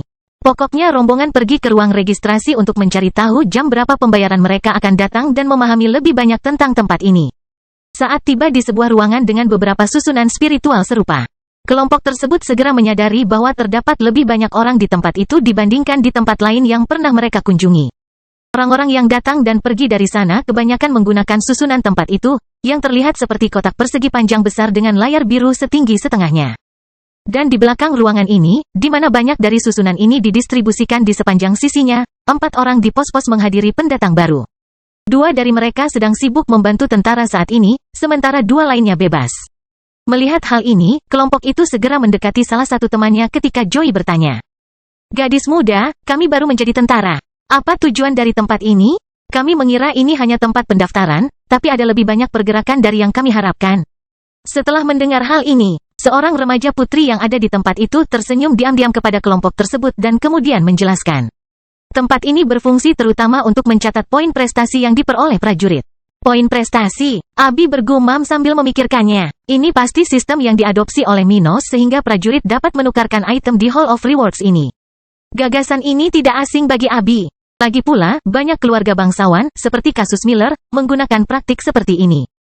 Bawahan memasuki kekuatan ini untuk mendapatkan peluang yang lebih baik, dan keluarga mewujudkannya melalui perbuatan baik mereka masing-masing. Jadi, untuk mendapatkan barang berkualitas seperti teknik spiritual tingkat hitam, organisasi besar memasang harga virtual pada barang tersebut. Biasanya, bawahan tidak dapat membayar barang-barang tersebut, namun mereka dapat memperolehnya melalui tindakan yang menguntungkan kekuasaan tersebut. Jadi, orang-orang ini berjuang dalam misi dan sikap untuk mencapai manfaat yang diperlukan untuk menukar barang-barang ini. Dan itulah yang dilakukan Minos di sini. Bagaimanapun, ketika Abi sedang berpikir, Robin, yang belum pernah melihat hal seperti itu, penasaran ingin mengetahui cara kerja poin prestasi ini. Bagaimana kita bisa memenangkan ini? Dan untuk apa poin-poin ini? Dia bertanya dengan kilatan di matanya. Dan saat mendengar pertanyaan tulus dari Robin, prajurit muda yang ada bersama mereka, dia segera mulai berbicara. Dengan mendaftar menjadi tentara, Anda akan mendapatkan poin minimum setiap hari, selama Anda tidak bolos kerja. Jumlah poin ini, jika ditambahkan dalam jangka waktu lama, setara dengan jumlah poin prestasi yang dibutuhkan untuk naik peringkat. Dia menjelaskan, lagi pula, Minos tidak akan mengharuskan prajuritnya menjalankan misi untuk naik pangkat. Selama mereka melakukan aktivitas sehari-hari secara rutin, dalam waktu minimal yang dibutuhkan untuk setiap posisi, mereka akan mendapatkan poin untuk promosi. Poin-poin tersebut dicatat setiap hari ketika tentara mengakses layanan markas besar pada awal dan akhir giliran kerja mereka. Jadi, kita perlu poin prestasi untuk naik peringkat? Robin bertanya. Tapi jangan melihat ini sebagai rintangan lain dalam perjalanan kita menuju promosi. Itu hanya cara bagi tentara untuk mengetahui bahwa kamu berkontribusi dalam beberapa hal. Meskipun itu hanya pekerjaan sehari-hari di dalam markas. Dia berkata segera. Saya mengerti. Lagi pula, tidak ada seorang pun yang akan mempromosikan seorang prajurit dengan sia-sia. Robin berpikir dalam hati. Petugas muda itu kemudian melanjutkan menjelaskan. Tetapi poin yang diperoleh dari aktivitas umum ini praktis tidak menghasilkan apa-apa bagi kami. Karena poin tersebut akan selalu digunakan untuk promosi kami. Jadi, tujuan penting dari ini adalah kemungkinan kedua untuk mendapatkan poin tersebut. Yaitu melalui misi dan manfaat yang dapat dilakukan atau dibawa tentara ke dataran hitam. Misalnya, baru-baru ini, sekelompok tentara, masing-masing memperoleh lebih dari 1000 poin prestasi dalam misi investigasi. Katanya sambil teringat para sersan yang lewat sini selama seminggu terakhir. Mendengar hal tersebut, Barbara yang juga mengetahui cara kerja sistem poin jenis ini, bertanya dengan rasa ingin tahu. Dan berapa nilai 1000 poin? Apakah ini terlalu banyak atau terlalu sedikit? Setiap prajurit yang melakukan aktivitas rutinnya memperoleh 1 poin prestasi per hari. Dengan kata lain, ini setara dengan aktivitas hampir 3 tahun. Dia menjawab dengan sedikit rasa iri di matanya. Dia bisa membeli 2 senjata tingkat menengah kelas 1 di Hall of Bounty dengan jumlah poin sebesar itu. Dan senjata seperti itu adalah impiannya saat ini. Oh, jadi begini cara kerjanya. Mereka pastilah para prajurit yang menyelidiki penculikan Peter. Mungkin. Barbara memikirkannya sejenak, menyadari bahwa ini bukanlah sistem yang tidak adil.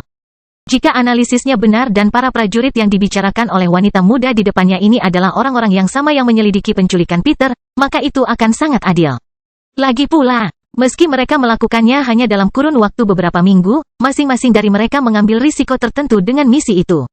Bagaimanapun, setelah pertanyaan Barbara terjawab, pelayan muda di tempat ini melanjutkan pidatonya. Adapun susunan yang dapat Anda lihat di sini, berfungsi sebagai register. Jadi, seorang prajurit dapat memeriksa poin prestasinya, mentransfer dan menerimanya melalui tempat ini. Beberapa tentara bahkan menggunakan ini untuk saling bertukar barang, bahkan tanpa keterlibatan tentara dalam masalah tersebut. Dia menyelesaikan penjelasannya sambil menunjuk kedua pria yang baru saja berjabat tangan seolah-olah mereka telah menyelesaikan urusan besar. Bagaimanapun, setelah memahami tempat ini dan bagaimana pembayaran bulanan mereka akan dilakukan, mereka naik ke atas, di mana aula hadiah berada. Bangkitnya Dataran Hitam Bab 308, Sistem Keuangan Virtual.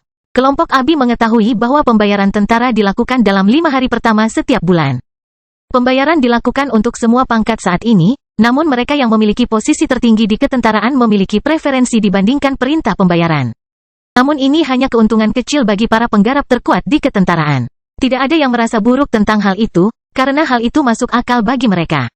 Lagi pula, semakin tinggi level seseorang, semakin lama waktu yang dibutuhkan untuk berlatih. Di sisi lain, jumlah prajurit pada tahap budidaya kelima dan keempat tidaklah signifikan. Sehingga individu-individu ini juga tidak menimbulkan penantian yang tidak masuk akal terhadap prajurit lainnya. Dan untuk saat ini, mengingat tidak adanya bank di kota kering, masih belum ada sistem keuangan virtual yang memungkinkan pembayaran dilakukan melalui kartu atau tanda pengenal sipil. Oleh karena itu, para prajurit ini masih perlu menerima kompensasi fisik berupa kristal spiritual. Permasalahan mengenai hal ini adalah tidak adanya sistem ekstensif yang dapat digunakan oleh seluruh penduduk kota. Lagi pula, tidak akan menarik jika ini hanya berhasil pada tentara, seperti yang sudah terjadi pada poin prestasi. Namun, mengadopsi sistem ini sebagai sistem poin prestasi di seluruh kota akan menjadi tugas berat dan mahal, namun sangat mahal. Lagi pula, agar sistem ini dapat berfungsi, sebuah perusahaan swasta harus memiliki susunan spiritual yang jenisnya sama dan programnya sama dengan yang ada di bank. Namun tidak hanya itu, bagian dari berfungsinya sistem pembayaran virtual adalah kenyataan bahwa bank memberikan validitas terhadap transaksi tersebut. Artinya, meskipun kristal spiritual benar-benar memiliki nilai di dunia nyata, apa yang dapat memberikan kredibilitas pada nomor virtual di kartu manapun? Hanya institusi dengan kekuatan dan keandalan finansial yang besar yang dapat melakukan hal ini. Dan untuk menciptakan sesuatu seperti itu, Dataran Hitam harus memiliki jutaan kristal spiritual cadangan untuk menvalidasi transaksi. Dan bersamaan dengan ini, sistem harus bekerja sama agar kristal tersebut dapat dikreditkan dengan benar ke rekening bank mereka ketika pelanggan menggunakan kristal mereka. Seberapa buruk rasanya mengetahui bahwa semua tabungan Anda hilang karena suatu kesalahan? Di sisi lain, bank tidak bisa mengalami kerugian. Bayangkan jika seorang pelanggan menghabiskan seluruh hartanya, namun informasinya menunjukkan bahwa rekeningnya masih belum tersentuh. Pada akhirnya, meskipun semua masalah ini telah terselesaikan, siapa yang dapat menjamin bahwa masyarakat akan menggunakan sistem seperti itu? Karena ya, memang lebih nyaman dan aman tidak harus menggunakan kristal fisik, tapi masyarakat sudah terbiasa melakukan ini sejak lama.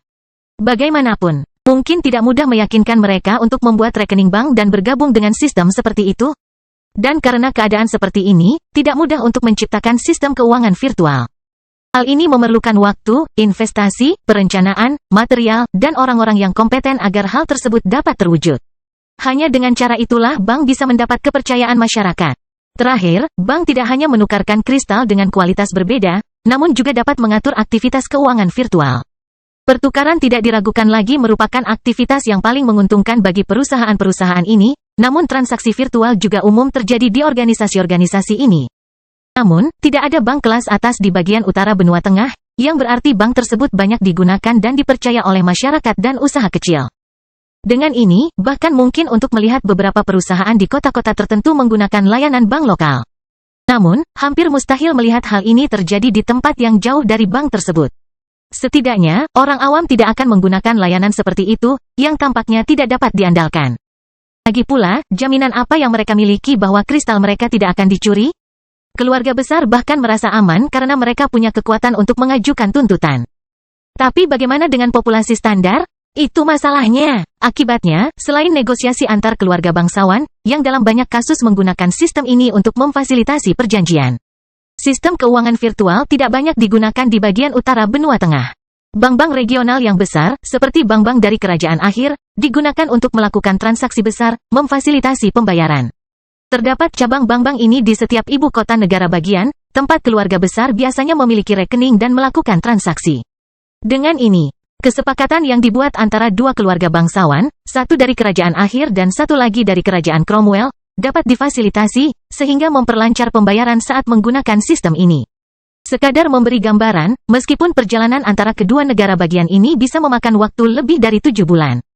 Transaksinya bisa dikonfirmasi dalam waktu kurang dari 2 minggu. Itulah keuntungan dari layanan ini, dan banyak keluarga bangsawan yang menggunakannya. Namun, terlepas dari situasi seperti ini, sistem ini belum menjadi populer di wilayah Minos. Dan fakta bahwa Minos dan Ellen tidak menggunakan sistem seperti itu untuk menyederhanakan pembayaran disebabkan oleh kurangnya bank besar di wilayah tersebut yang tersebar di beberapa kota. Minos tidak akan bergantung pada sistem di mana dia harus mengambil kristal dari ibu kota kerajaan Brown. Tidak hanya itu, mengingat transaksi besar antara dia dan Ellen.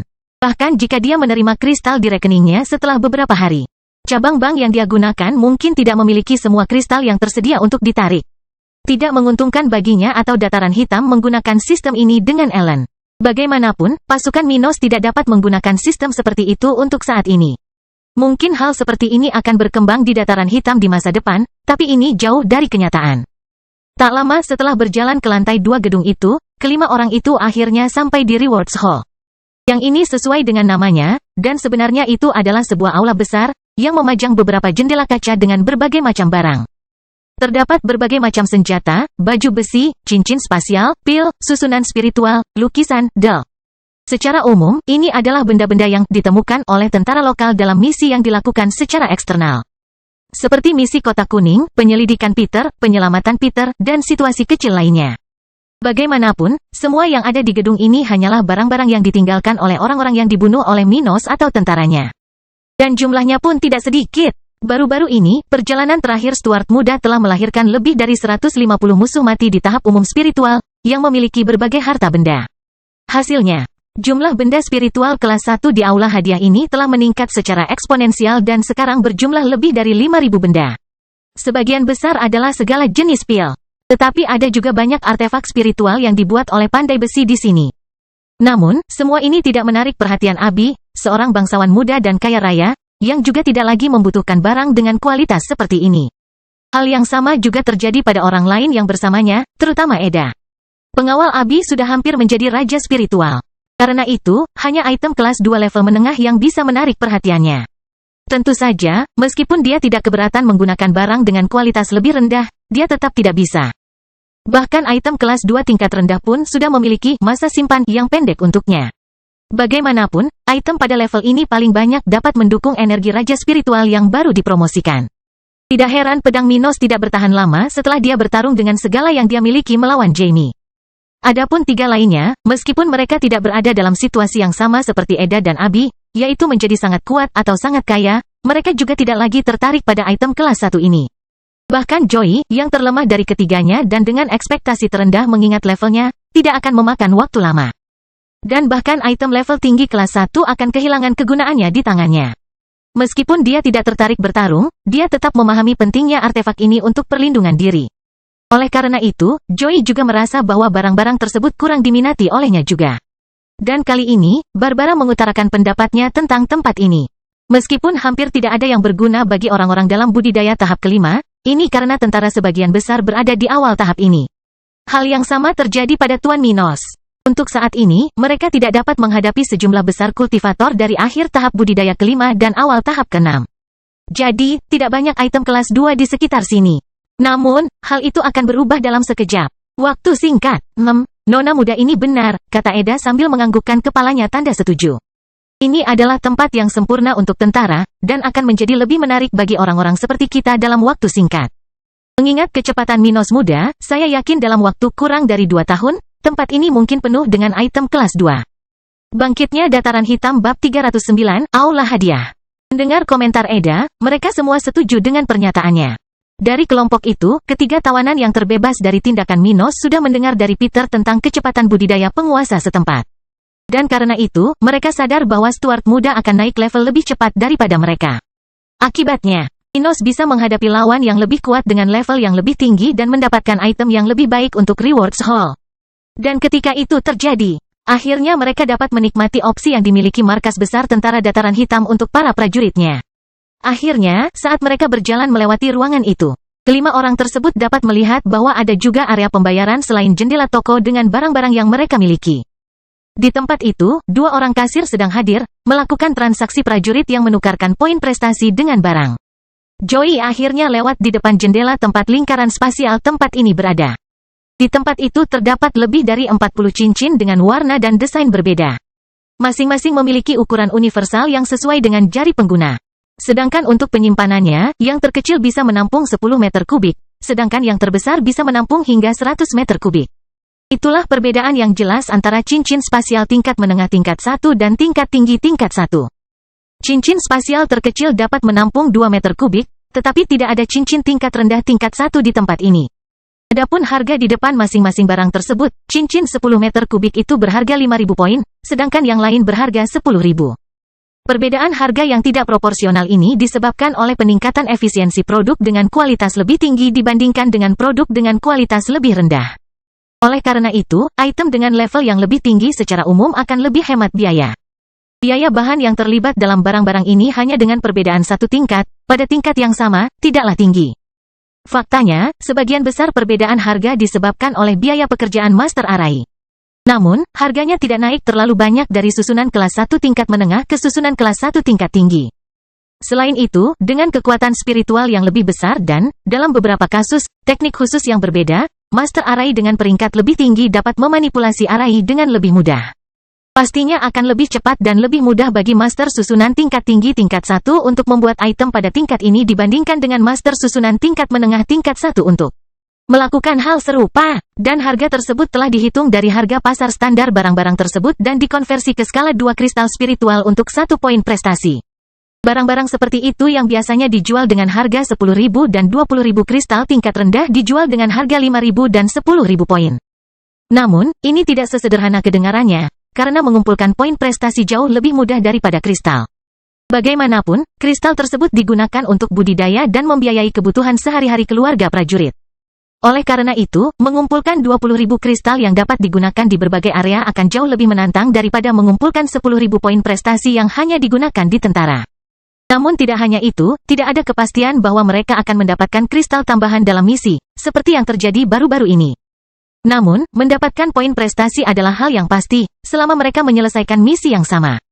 Misalnya, tidak setiap ekspedisi bertujuan melawan musuh yang mungkin meninggalkan kristal. Dalam beberapa kasus, tentara mungkin hanya harus mengawasi sesuatu, mengawal seseorang, sesuatu yang mungkin tidak menimbulkan kematian. Namun bahkan dalam situasi seperti ini, tentara masih akan mendapatkan poin mereka untuk menyelesaikan misi, yang berguna di markas besar. Bagaimanapun, saat Joey sedang melihat dari dekat cincin di tempat itu, kedua wanita yang datang bersamanya ke kota kering juga melihat barang-barang tersebut. Tak satu pun dari mereka memiliki cincin spasial, karena mereka telah kehilangan cincin tersebut karena bajak laut yang sebelumnya menculik mereka. Alhasil, mereka bertiga ingin mendapatkan item seperti ini lagi. Oh, aku ingin mereka memiliki setidaknya tingkat rendah kelas 1. Salah satu dari itu akan berhasil untukku. Komentar Joey dengan suara rendah. Menurutku cincin-cincin ini adalah satu-satunya benda yang kulihat di sini yang membuatku tertarik. Sisanya tidak banyak berguna bagiku saat ini. Komentar Barbara. Akhirnya, kelompok tersebut mampir beberapa saat lagi, melihat harga barang dan memahami rasio antara kristal dan poin prestasi. Susunan spiritual di tempat ini tentu saja adalah yang paling mahal. Lagi pula, barang-barang seperti ini mempunyai kegunaan yang jauh lebih besar daripada pil dan senjata spiritual. Di dunia spiritual, harga yang dikenakan untuk Arai berada di atas semua item dalam profesi spiritual, dan menjadi yang paling mahal dari semuanya. Yang kedua adalah artefak spiritual yang diproduksi oleh Pandai Besi, yang umumnya harganya jauh lebih mahal daripada pil spiritual. Hal seperti ini juga diharapkan, karena barang-barang seperti ini dapat digunakan berkali-kali dan, dalam beberapa kasus, bahkan dapat diperbaiki jika tidak dihancurkan seluruhnya. Dan di posisi ketiga ada pil. Barang-barang ini hanya untuk sekali pakai dan masih meninggalkan kotoran yang tidak diinginkan. Oleh karena itu, produk ini merupakan produk termurah yang dihasilkan oleh para profesional dari 3 profesi spiritual terhebat di dunia. Sebagai gambaran, pil termurah di Rewards Hall ini berharga 50 poin. Sedangkan yang paling mahal, pil tingkat tinggi 1, berharga 500 poin. Sebaliknya barang yang diproduksi oleh Pandai Besi yang lebih murah memiliki harga 250 poin dan yang termahal dengan rating yang sama dengan pil adalah 2.500 poin. Terakhir, untuk Arai, yang termurah seharga 2.500 poin dan yang termahal seharga 10.000 poin. Ini adalah harga yang bervariasi dari barang-barang di tempat ini, setidaknya untuk sebagian besar barang-barang tersebut, yang diproduksi oleh para profesional di 3 bidang utama tersebut. Namun, ada artefak lain yang dijual di aula ini yang berkaitan dengan profesi spiritual dan non-spiritual lainnya. Misalnya, ada beberapa lukisan dan perlengkapan dapur. Itu benar, perlengkapan dapur. Bertentangan dengan apa yang diperkirakan. Juru masak rohani tidak membeli barang-barang mereka tetapi memproduksinya. Seperti halnya para peramal. Para profesional kuliner ini mempunyai kesempatan untuk menyempurnakan benda-benda pendukung mereka untuk menghasilkan peralatan yang lebih sesuai dengan teknik mereka. Dengan ini, memasak menjadi jauh lebih mudah dan praktis. Karena kualitas dan cita rasa masakan akan meningkat secara signifikan. Adapun bagaimana orang lain dapat menggunakan benda-benda yang terkait dengan spiritualitas seorang kultivator. Seperti dalam kasus Orb of Fate milik seorang peramal, ya, itu sederhana saja. Hal-hal seperti itu adalah hal yang halus dan sesuai dengan spiritualitas orang yang memurnikannya. Namun, barang-barang tersebut akan tertinggal jika orang-orang tersebut meninggal. Mereka adalah benda yang gamblang dan nyata, yang pada akhirnya bebas dari batasan. Tapi yang jelas, ada beberapa persyaratan untuk menggunakan item tersebut. Jadi, misalnya dalam profesi-profesi ini, penambahan artefak baru ini hanya bisa dilakukan ketika budidaya individu-individu tersebut naik ke panggung. Saat itulah mereka berkesempatan menyempurnakan artefak pendukung baru. Dan justru karena itu, hal itu tidak mudah, dan orang-orang seperti peramal yang dikunjungi Vivian sebelumnya tidak akan memiliki harapan untuk sembuh. Yang terakhir, tidak seperti yang terjadi pada 3 profesi utama di dunia spiritual, area lainnya tidak diberi harga secara reguler. Lagi pula, penawaran barang-barang ini bergantung pada faktor-faktor yang lebih tidak stabil, yang bisa sangat bervariasi tergantung waktu atau tempat. Namun, tidak satu pun dari barang tersebut yang menarik perhatian 5 orang yang mengunjungi tempat tersebut. Dan setelah beberapa saat berada di sana, mereka akhirnya meninggalkan gedung ini dan selesai mengunjungi markas Black Plain Army. Mereka telah melihat bahwa ada versi lebih kecil dari menara budidaya umum kota di markas ini, serta beberapa platform untuk pertarungan. Dan akhirnya, saat mereka berjalan di dekat mural, tiba-tiba Robin melihat sesuatu yang menarik perhatiannya. Bangkitnya Dataran Hitam bab 310 terkejut. Sersan Angkatan Darat, ikuti seleksi yang akan diadakan 1 tahun lagi dan jadilah anggota pasukan elit. Robin membaca poster mencolok yang tertempel di mural dekat tempat mereka lewat. Dan melihat hal seperti itu, dia segera menjadi tertarik dan mendekat ke sana, mulai membaca cetakan kecilnya. Pada saat yang sama, di mana pemuda pirang dengan tubuh kecil melakukan ini, 4 orang lainnya yang mengenal tempat ini bersamanya memperhatikan perubahan Robin dan berhenti juga. Robin, apakah kamu melihat sesuatu? Joey tua bertanya. Mendengar hal itu, Robin yang masih membaca surat-surat itu hanya mengatakan sesuatu, bahkan tidak mau menoleh ke arahnya. Lihat ini, nada suaranya bersemangat, dan sepertinya dia tidak percaya dengan informasi di depannya. Dia sudah merasa luar biasa bisa mempelajari lebih banyak teknik kelas hitam di perpustakaan tempat ini, tapi sekarang dia menyadari bahwa ini bukanlah yang terbaik yang ditawarkan pasukan ini. Bagaimanapun, kelompok itu dengan cepat berkumpul di sekitar mural itu, di mana beberapa buletin peta berada. Setelah itu, keempatnya segera mulai membaca informasi dari poster di depan Robin. Gaji 50% lebih tinggi, 20 tempat akan ditawarkan dalam seleksi untuk prajurit berpangkat sersan. Peralatan kelas 2 tingkat menengah. Pelatihan 3 tahun. Teknik tingkat perak. Apa? Seru Abi kaget sambil masih menatap poster itu dengan mata terbelalak. Dia tidak percaya apa yang tertulis di sana. Yang disebut pasukan elit ini sungguh luar biasa. Semua manfaat yang disebutkan dalam poster itu, setidaknya, luar biasa di wilayah benua tengah ini. Gaji tentara lokal saat ini sudah jauh lebih tinggi daripada gaji yang diterima oleh bawahan keluarga bangsawan besar. Namun, pasukan khusus ini akan membayar lebih dari itu. Dengan gaji ini, 20 prajurit ini sudah menerima gaji yang hampir setara dengan gaji seorang keturunan penting dari keluarga bangsawan di wilayah kita. Abi memikirkannya sejenak. Namun, dia tidak terlalu terkesan dengan fakta ini, karena kondisi lainnya bahkan lebih parah. Terlebih lagi, artefak tingkat menengah kelas 2 tidak murah sama sekali dan bahkan lebih langka dari pedang Minos sebelumnya. Bahkan dalam keluarga Miller yang sangat kaya, mereka hanya dapat mempersenjatai bawahan mereka dengan item dengan peringkat tersebut ketika orang-orang tersebut mencapai tahap budidaya ke-6. Faktanya, hanya ada kurang dari 20 senjata dengan peringkat itu di keluarga Abi. Tapi ini ada tandanya, berjanji akan mempersenjatai 20 orang dengan barang-barang ini. Abi mau tak mau terkesan dengan hal ini. Jadi maksudmu dalam waktu maksimal 4 tahun. Minos sudah berpikir untuk mencapai level seperti itu? Bagaimana dia bisa membeli begitu banyak barang dalam waktu sesingkat itu? Dia bertanya-tanya dalam hati. Dan dalam hal ini, bukan hanya Abi yang terkejut saat ini. Keempat orang yang bersamanya juga berpikiran sama. Lagi pula, sudah menjadi rahasia umum di bagian benua tengah ini bahwa tidak akan mudah untuk membeli barang kelas 2. Bahkan jika seseorang memiliki kristalnya, proporsi pandai besi yang mampu memproduksi barang pada level ini dan jumlah pelanggan potensialnya sungguh mengesankan. Meskipun terdapat jutaan orang antara akhir tahap ke-5 dan awal tahap ke-6 di wilayah ini, hanya ada beberapa ribu pandai besi dalam rentang kekuatan ini. Tapi itu bukan satu-satunya masalah. Selain kurangnya tenaga kerja untuk memproduksi senjata tersebut, masalah produksi artefak tersebut juga mempersulit keadaan. Lagi pula, barang tahan lama seperti barang membutuhkan waktu lebih lama untuk dibuat. Terakhir, meskipun tidak ada kekurangan bahan, sumber daya tersebut terbagi secara tidak merata. Apalagi beberapa di antaranya sudah memiliki pemilik dan tidak tertarik menjualnya. Beberapa keluarga pandai besi memiliki wilayah kekuasaannya sendiri. Tempat mereka menambang barang-barang yang ada di wilayah tersebut. Jadi, jika suatu barang penting ada di wilayah keluarga pandai besi, kemungkinan besar mereka tidak akan menjual sumber daya tersebut. Karena itu, tidak mudah mendapatkan semua sumber daya yang dibutuhkan untuk mengembangkan artefak spiritual. Ada banyak perdagangan yang terlibat dalam setiap sumber daya yang berharga untuk profesi penting seperti pandai besi, dan ini menunda produksi barang-barang tersebut. Dan akhirnya, banyak dari barang-barang yang sudah dibuat sebelumnya berada di tangan para penggarap yang kuat, mendekati level 50. Orang-orang tidak akan terbunuh di wilayah ini karena konflik tingkat tinggi lebih jarang terjadi di wilayah ini. Secara umum, masalah kekerasan lebih terkonsentrasi pada mereka yang berada di bawah akhir tahap budidaya 5, sekitar antara tingkat 30 dan 47. Di bawah kondisi tersebut, para petani sangat lemah. Secara umum, mereka tidak berperang, dan terlebih lagi, jumlahnya lebih sedikit, lebih kuat, dan lebih relevan. Dalam hal ini, pertarungan menjadi kurang konstan bagi kedua belah pihak. Tentu saja konflik terjadi di sana-sini, tapi itu karena wilayah utara benua tengah sangat luas.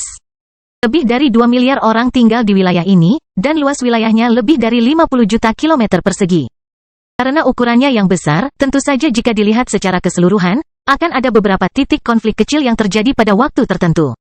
Namun, jika dicermati lebih dekat, wilayah-wilayah tertentu bisa saja menghadapi perdamaian selama berabad-abad tanpa perselisihan yang berarti.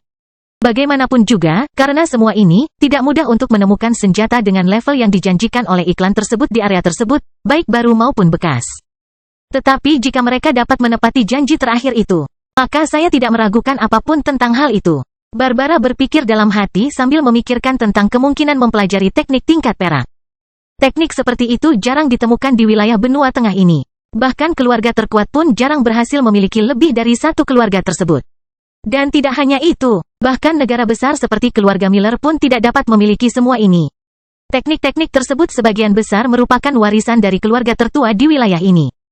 Yang sebagian besar adalah keluarga kerajaan. Selain itu, hanya ada sedikit kasus seperti yang terjadi pada keluarga Nash, yang cukup beruntung mendapatkan bantuan dari seorang ahli dari kerajaan barat. Karena itu, meskipun beberapa kekuatan regional hampir sekaya keluarga kerajaan, seperti keluarga Abi, mereka tidak bisa mendapatkan sesuatu seperti ini. Bagaimanapun juga, teknik dengan kualitas seperti ini tidak akan dijual dalam kondisi apapun. Faktanya, bahkan jika sebuah keluarga memiliki anggota salah satu sekte kerajaan Flaming, mereka bisa melupakan gagasan untuk mencapai sesuatu seperti itu. Setiap teknik tingkat perak membutuhkan 1 juta kristal tingkat menengah, yang tidak mampu dibeli oleh kekuatan regional di tempat ini bahkan jika mereka menghabiskan semua yang telah mereka kumpulkan sepanjang sejarah mereka. Jadi, bahkan jika seseorang mencoba untuk keluar dari wilayah ini, mendapatkan teknik dari klasifikasi tersebut tidak akan dapat diakses sama sekali. Dan karena itu, semua orang di sana memasang ekspresi terkejut saat ini. Mereka telah memproses informasi satu persatu saat mereka membaca poster itu. Namun, bagaimanapun juga, mustahil bagi kelima orang ini untuk tidak memikirkan implikasi dari masing-masing manfaat tersebut. Jadi, mereka semakin takjub pada saat yang sama, ketika mereka memikirkan setiap hal dalam masalah ini. Bahkan Joey tua, yang tidak berkeinginan untuk terlibat dalam masalah-masalah yang menimbulkan konflik, sedikit tergerak oleh hal itu.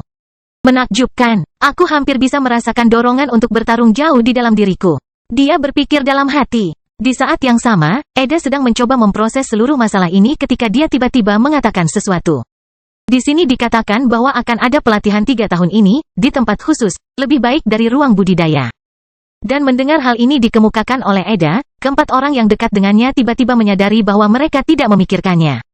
Itu benar, bagaimana saya bisa membiarkan hal seperti itu berlalu? Mereka bertanya-tanya dalam hati. Abi lalu berkata, apakah dia berencana membangun ruang budidaya khusus untuk budidaya tahap ke-6? Mungkin itu maksudnya. Faktanya, kamar untuk raja spiritual lebih baik daripada yang tersedia di kota kering, tapi perbedaannya seharusnya tidak terlalu besar. Setidaknya tidak sampai pada titik di mana kamar tersebut dapat digunakan bersamaan dengan manfaat lainnya. Barbara berkomentar, teringat saat dia melihat salah satu ruangan di markas besar keluarga Smith. Itu benar, ruang budidaya yang digunakan orang tuaku tidak selalu lebih baik daripada yang aku gunakan. Abi melihat ada masalah dengan sarannya dan segera meninggalkannya. Pokoknya, kamu benar-benar mengejutkanku, Minos. Joey tua lalu tersenyum pada mereka berempat dan berkata sambil memijat dagunya. Menurutku untuk saat ini tidak masalah. Lagi pula, semuanya sudah cukup bagus, jadi tidak ada bedanya jika tempat yang dijanjikan benar-benar bagus. Kamu harus bersiap untuk ini. Itu akan menjadi kesempatan besar bagimu.